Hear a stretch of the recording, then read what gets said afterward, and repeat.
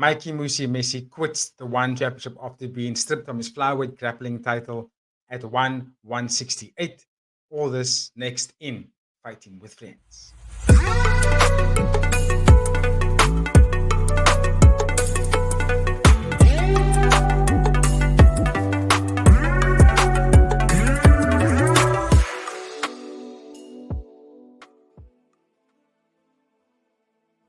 Yo, what's up, everybody? Welcome back to the CPS Reports. It's your boy, brother Gaia, and I'm here today to do something a little bit different than what we normally do. I am going to be talking about Mikey Musumeci, and it's not a preview for any fight, it's not a recap for any fight, but it's more for breaking news that was released the 2nd of November. That's the past Saturday, and headlines showing you from essentially sports. It's a very new sports site to me, so this is quite interesting to see this. But as it reads on screen, as you can see, Mikey Musumeci quits the one championship weeks after being stripped of his championship title after a disastrous weight cut. Now, I remember very correctly at the end of this fight card, I think it was 168 Denver. That was Haggerty versus Superlik. I remember saying at the end of that fight card, it was also in a reel, asking all of you guys out there, how do you feel about Mikey Musumeci getting stripped of his title? Because I felt it was a little bit unfair. At the time, I didn't know exactly what was the full details, other than I know that Pedro Tolo got injured, so they had to scramble for a new opponent for Mikey. And then also what it did was it meant that they had to go and fight at a different weight, and Mikey had to go through an extreme weight cut, which he didn't make it, unfortunately, and this resulted in his stripped of his flyweight grappling title, which I thought was completely unfair.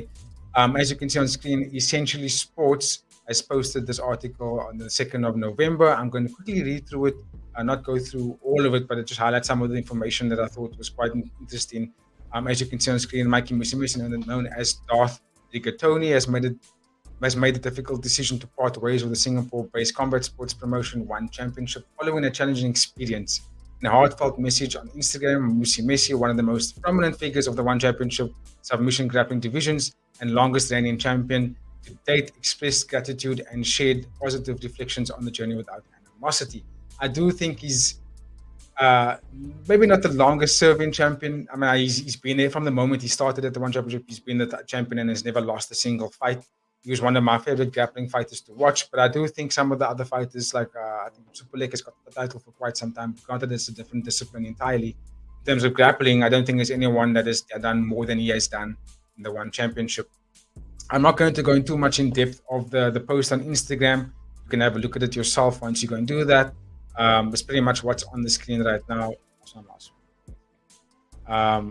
It's got that message, and basically what he's doing, he's just giving thanks to the One Championship as well as Chowdhury Sinatar for, putting him in the One Championship, starting that journey with him more than 3 years ago in my mind, and making him one of the staples and biggest names on the One Championship roster.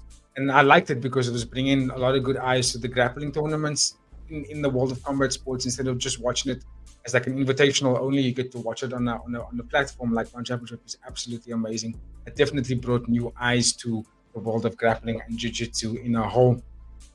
So obviously this what you see on the screen now is just what was repeated in the Instagram message that he put out. Again, like I said, you can go check it out in there. But what I really wanted to get into is to what was being said and like what led to the title being stripped.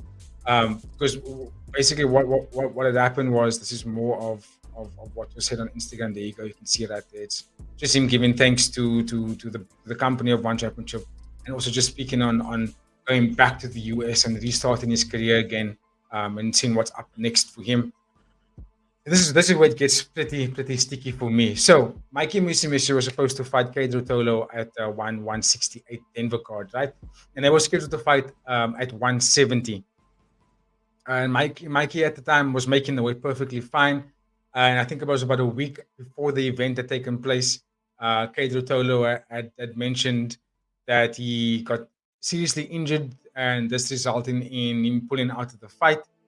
So what happened here is Mikey had to lose 35 pounds in 3 days, which is virtually impossible. Because what had happened was Mikey was originally supposed to move up in lightweight to challenge Pedro Tolo for the title at 168, September 6th. But just a few days ahead of the fight, Tolo announced a withdrawal due to injury. This left the promotion scrambling to find a replacement on extremely short notice. Notably, the new fight could have been at any several weight classes, which I thought was absolutely insane. Mikey was due to compete at 170 and traditionally competes at 135 flyweight. So they had the option of carrying on the fight in 145 or 155. Meanwhile, Carlos Pepito, who was scheduled to be the new opponent at the time, Oliveira, stepped in to replace Lotolo. The promotion announced that his match with Mikey would be for the latter flyweight title, which I thought was going to be insane for the two guys. Meaning Mike had to drop from 170 to 135 in the space of 3 days. That is something that would be literally impossible for anyone. But this is where it gets interesting. But Mikey, I'm just going to highlight the video on screen. But Mikey attempted to do and missed. However, he managed to even weigh in at 141, which is no less than commendable. But Mikey was understandably devastated at the incident, as he had expressed later. Probably one of the worst days of my life in jiu-jitsu. I wanted to say bad to compete in 168 Denver. I felt horrible to the fans that were coming to see me, and felt I was letting them down. I tried to make the championship weight, which is 135, in about 72 hours, but it was too much on short notice after preparing for a match, he had said in the aftermath. So yeah, like I think any athlete at that point in 3 days to drop 35 pounds is literally one of the most difficult things, if not the impossible thing to do. The most important thing to notice here is that Mikey Musumeci came out and said he still wanted to make the weight. And I think this is where it got a little bit sour. My body and hydration shut down when I got to 136 earlier that day. Today I lost my belt. Today I let down the fans, and I want to apologize to my opponent, Bibito, someone I respect greatly, not being able to make the weight, saying sorry multiple times in the statement. Missing weight in combat sports is something that is quickly tagged as indiscipline. But in Mikey's case, he received overwhelming support, and why not? Look how he suffered while trying to achieve that weight. This is also where it gets a bit interesting, because now we get to see the statement of the One Championship. Right? In an update on Instagram, the Evolve MMA and Obrina BJJ stalwart said, "I just wanted to thank everyone for the message and support. I've been in hospital since early this morning. I have only pronounced what that sickness, what had caused there, which means I had a tear in my lung on Wednesday, I believe, when I was cutting weight, doing Rickerson's diagram, breathing. Didn't know this was possible, and air got into my chest, then into my neck.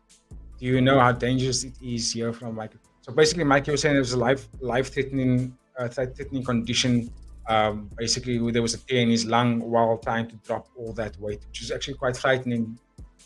Doctors almost claim that he could have died, yeah, but it's very safe that it didn't get to that point. But this is where it goes a bit sour for me. Competing in flyweight is a personal. Here we go. Nonetheless, the CEO. Here we go. So this is Chatus Sinatar's statement, basically. Sitatong's statement. Competing at flyweight was something he personally requested. As he felt confident that he could make the hydration limit at 135 pounds for the world title defense. This is not something we pushed him to do on short notice, or would ever demand of a one athlete, given how much we prioritize fighters' safety.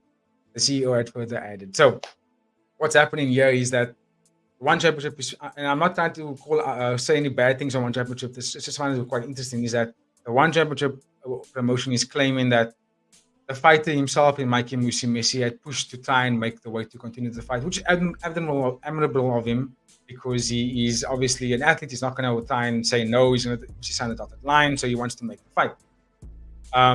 One Championship has claimed that Mikey Musumeci is the one who wanted to go through with this weight cut, and unfortunately did not make it. And then One Championship further then went on to then strip the title of him after that unfortunate event.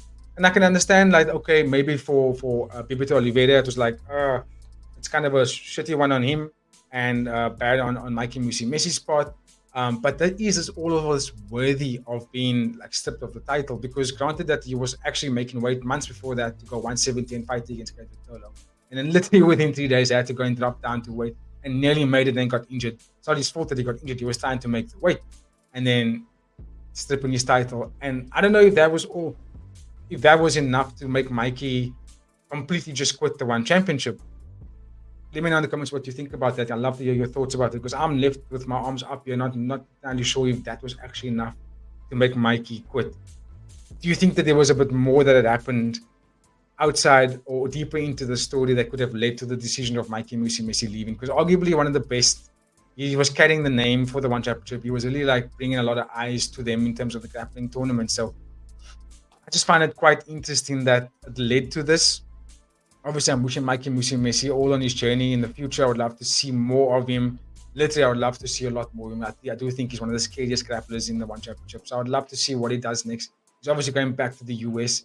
Let's see what happens. See what kind of tournaments he gets into there, and where his career progresses, because he's not even 30 yet. He's very young still. So he's obviously got a bright future.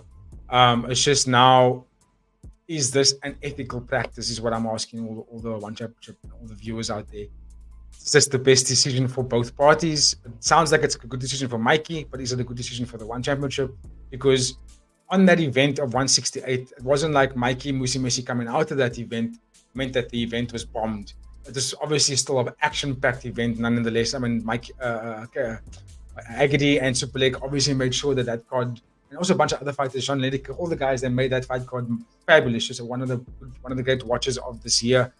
I still feel like there's something missing in the statement. Good job on essentially sports for putting out this article, but I feel like there's still more information that's kind of missing. That isn't making it. That's making it not sit well with me, at least. Because I don't think there was enough said from both parties that could have led to Mikey to making the decision to leave the One Championship. There's got to be more to it for me. Because I personally feel like stripping him from his title was already an unethical practice to begin with. I think they could have given the guy time. They could have made him recover and reschedule that fight with Pedro Tolo. But obviously that wasn't the case going forward. I'm pretty sure that the company and Mikey Musumeci itself maybe have lost quite a bit of money because of that fight not being made. Because I mean, look, nothing happened to Pedro Tolo, and he had to pull out, and he was going to defend his title, and he got pulled out because of injury, but he never lost his championship. He never got stripped from his championship. So why would Mikey Musumeci get stripped from his championship? Just very, very strange, if you ask me. But anyway, ladies and gentlemen, that is my time, obviously. If you made it this far, thank you for watching. Also, get in the comments about this topic. I'd love to hear what your thoughts are about it. Because obviously, your mind is I don't agree with the decision. So let me know what you guys think about it. But obviously, also like, share, comment, and subscribe. We're officially on 700 subscribers now. We'd love to get to our next. We'll get to our first 1,000. So we're only 300 away. And yeah, if you guys keep liking, sharing, and subscribing, that helps us and the algorithm get there. And we continue to obviously build our community here at the CPS Reports. On that note, stay safe. Thank you for supporting, ladies and gentlemen, and you will catch me and the rest of the team on the next episode that comes out. On that one, stay safe and cheers.